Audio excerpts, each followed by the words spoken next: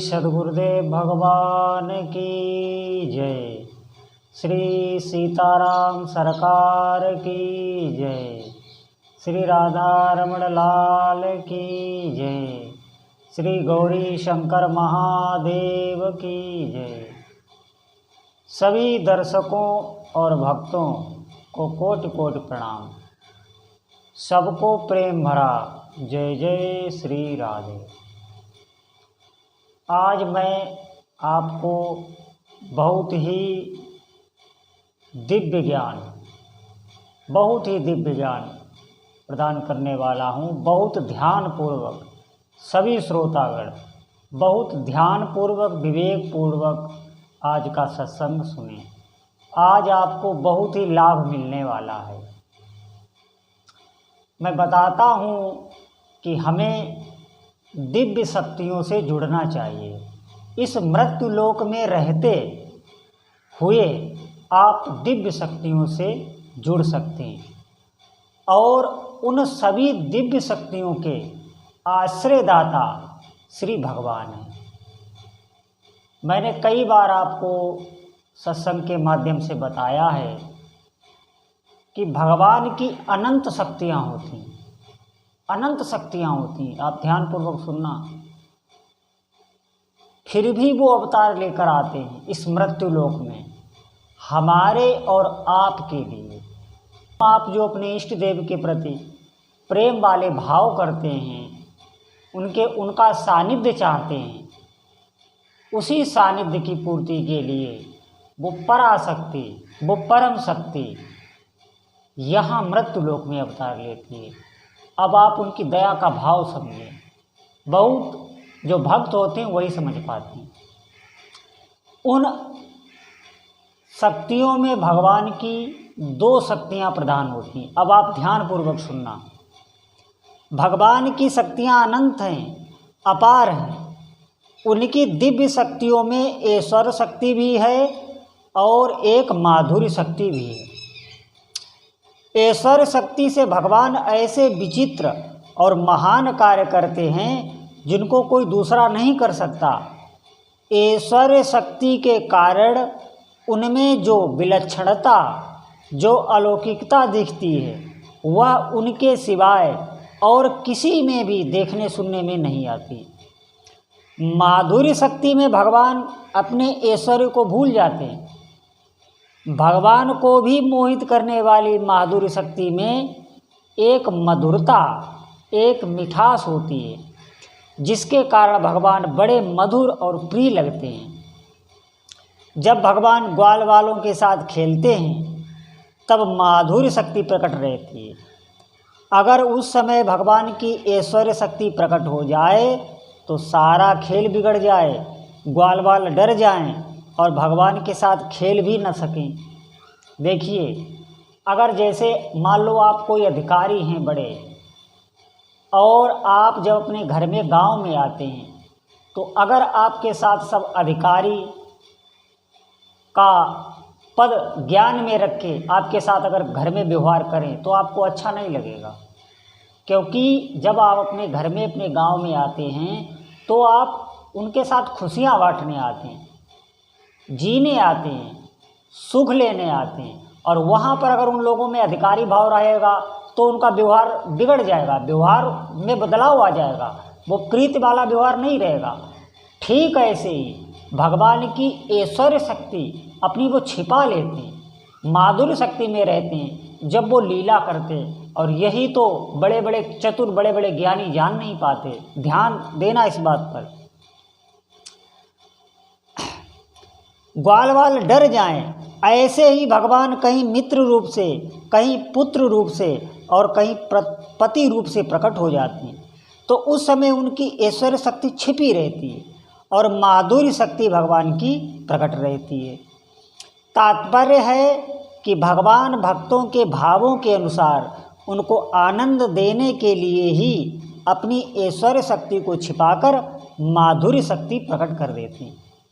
जिस समय माधुर्य शक्ति प्रकट रहती है उस समय ऐश्वर्य शक्ति प्रकट नहीं होती, और जिस समय ऐश्वर्य शक्ति प्रकट रहती है उस समय माधुर्य शक्ति का लोप हो जाता है। ऐश्वर्य शक्ति केवल तभी प्रकट होती है जब माधुर्य में कोई शंका पैदा हो जाए। जैसे माधुर्य शक्ति के प्रकट रहने पर भगवान श्री कृष्ण बछड़ों को ढूंढते हैं, परंतु बछड़े कहाँ गए, यह शंका पैदा होते ही ऐश्वर्य शक्ति प्रकट हो जाती है और भगवान तत्काल जान जाते हैं कि बछड़ों को ब्रह्मा जी ले गए हैं। भगवान में एक सौंदर्य शक्ति भी होती है जिससे हर एक प्राणी उनमें आकृष्ट हो जाता है। भगवान श्री कृष्ण के सौंदर्य को देखकर मथुरावासिनी स्त्रियां भगवान पर मोहित हो गई थीं। इन भगवान श्री कृष्ण का रूप संपूर्ण सौंदर्य का सार है। सृष्टि मात्र में किसी का भी रूप इनके रूप के समान नहीं है। इनका रूप किसी के संवारने, सजाने अथवा गहने कपड़ों से नहीं, प्रत्युत स्वयं सिद्ध है। इस रूप को देखते देखते कभी तृप्ति नहीं होती, क्योंकि यह नित्य नवीन रहता है।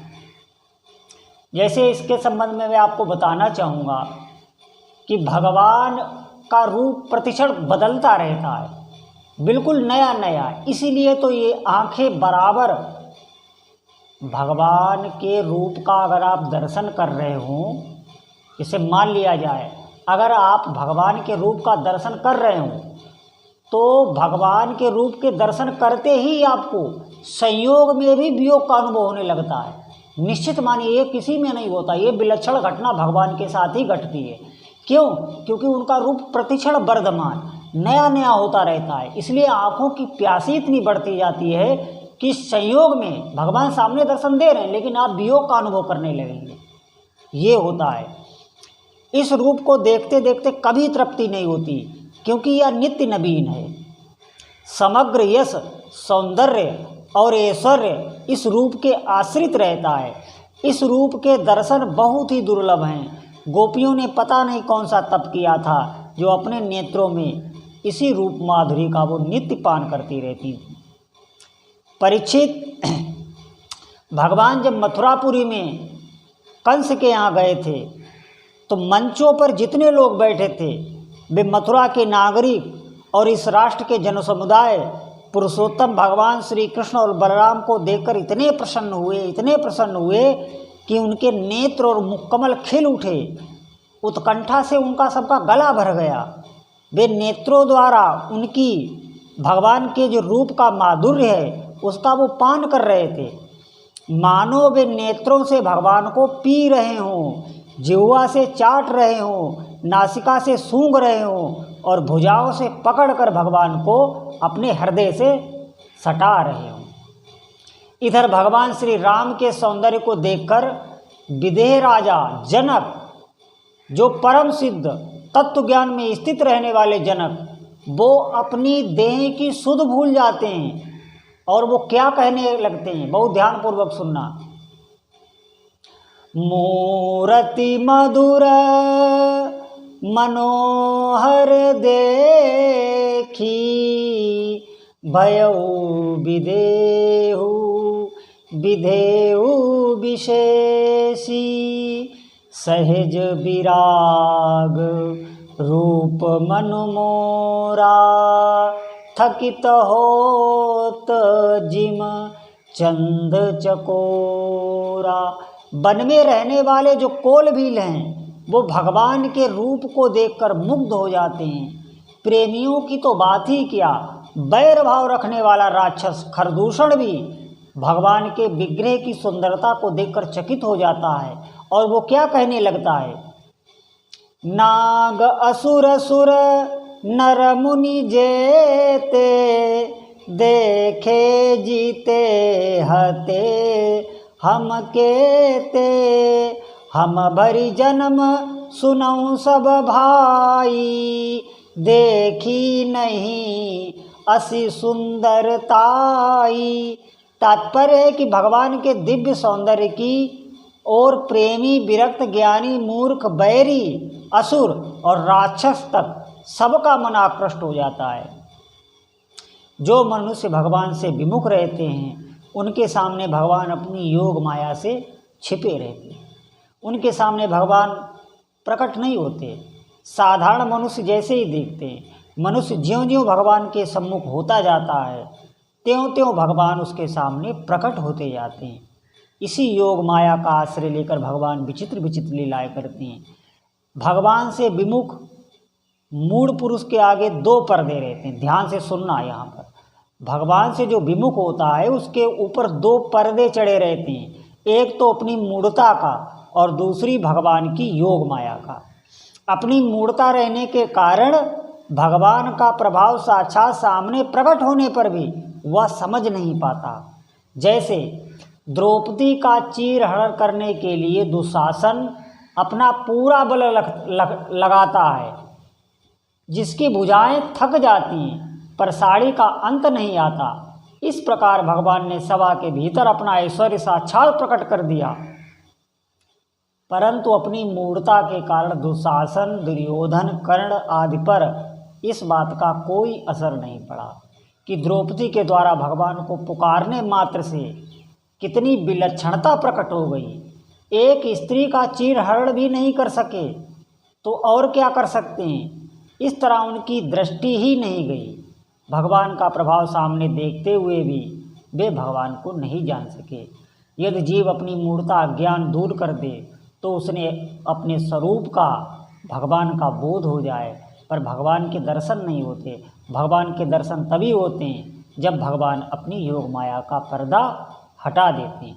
अपना अज्ञान मिटाना तो जीव के हाथ की बात है, पर योग माया को दूर करना उसके हाथ की बात नहीं। वह सर्वथा भगवान के शरण हो जाए तो भगवान अपनी शक्ति से उसका ज्ञान भी हटा सकते हैं और दर्शन भी दे सकते हैं। अब भगवान की शरण कैसे हुआ जाए? भगवान की शरण सिर्फ उनका नाम कराता है। इस बात को आप गांठ बांध लें। मैं कई बार पहले बता चुका हूँ कि सभी वेदों का सार भगवत गीता है और भगवत गीता का सार शरणागति है और शरणागति का सार भगवान का नाम जप है। इस पर आप अटल विश्वास करें और भगवान के नाम जपने लग जाएं। भगवान आप पर कृपा करें, आपकी बुद्धि भगवान के नाम रूप लीला धाम में लगे, आपका दिन शुभ हो, भगवान आपके क्लेशों को हरें और आपको सुख शांति प्रदान करें। बोलो जय जय श्री सीताराम।